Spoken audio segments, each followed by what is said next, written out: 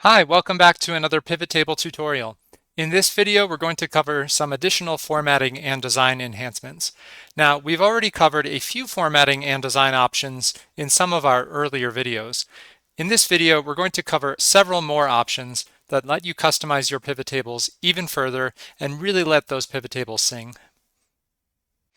Once again, here we have our pivot table of progress categories for knowledge and skills crossed with the EI programs. Now let's say we wanted to look at this as a percentage of the row. So we can right click and go down to show values as percent of row total.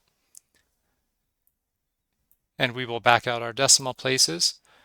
Now, one neat trick you can do is to add data bars to enhance this table even further to give it a bit more visual pop. If you highlight that table and go up to conditional formatting on the Home tab, and then go down to data bars,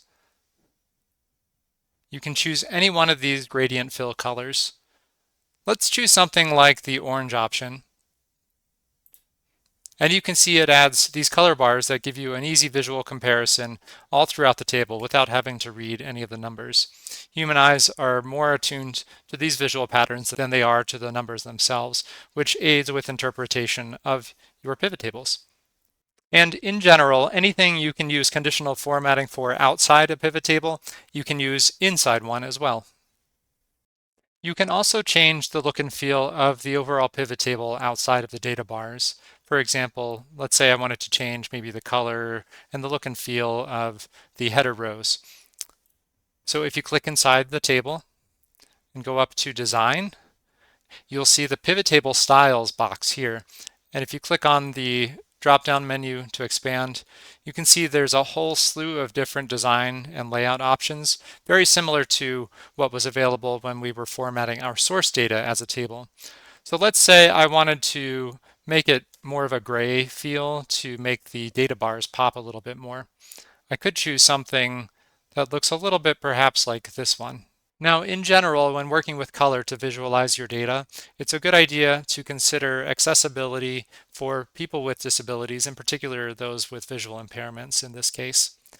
So I'm going to actually change the design to something a little simpler, like one of these light options, which helps with color contrast that much more. Another option is to add subtotals to your pivot table. So let's say that we have some nested rows. For example, let's add Medicaid eligibility to the mix under rows. So we have our second level of Medicaid eligibility, yes or no. So let's add our subtotals now. If you go up to the Design tab, all the way on the left here under Layout, you'll see the subtotals option. By default, typically Excel does not show subtotals. So let's add Show Subtotals at bottom of the group. And you can see now it added additional rows that provide subtotals in a more visually appealing format. You can also do something similar for the grand totals, as you see, for example, all the way on this column.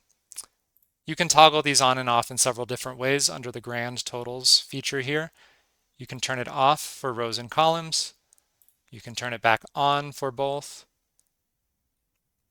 And you can turn it on for rows only, which makes the bottom line disappear for the grand totals at the bottom, or you can turn it on for columns only, which makes it disappear from the end column. I'm going to turn all of the grand totals back on for the purpose of illustration. And from there, let's move over to showing banded rows. Again, we'll work with our design option, and you can see under the pivot table style options, there are these checkboxes for banded rows and columns. So if you turn those on, you can see it alternates the color of the rows, which can help with reading your data across multiple columns. You can do this for banded columns as well, but I find the banded rows easier to use and read.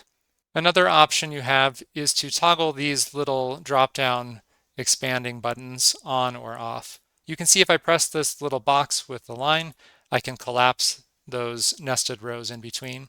And under the Show option, click the middle option for buttons, which turns those on and off.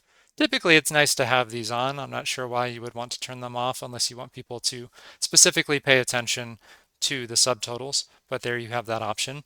Also under this area, you have the option to force Excel to turn off the field headers. If you click this option, you can see it removes those. Again, typically it's helpful to have these on. You can also adjust formatting for any slicers you may wish to add. So let's pretend we want to add a slicer for the setting.